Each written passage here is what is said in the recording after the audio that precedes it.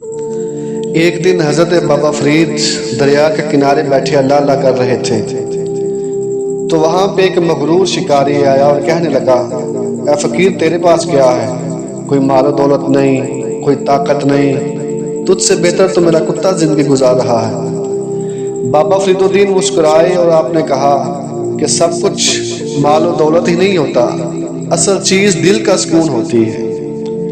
اس نے کہا کہ آپ اگر واقعی اللہ والے ہو، درویش ہو، فقیر ہو تو میرے شکاری پرندے کو آزاد کر کے دکھاؤ۔ حضرت بابا فرید نے آسمان کی طرف نظر اٹھائی اور ذیل اب کچھ پڑا تو وہ پرندہ اڑتا ہوا اس کے قدموں میں جا گرا۔ جب اس نے یہ سارا معاملہ دیکھا تو وہ بھی حضرت بابا فرید کے قدموں میں گر پڑا۔ اس نے کہا، حضور مجھے معاف کر دیجئے، میں نے تکبر کیا۔ حضرت بابا فرید نے کہا، جو اللہ کی بارگاہ میں جھک جائے وہی اللہ کو محبوب ہوتا ہے۔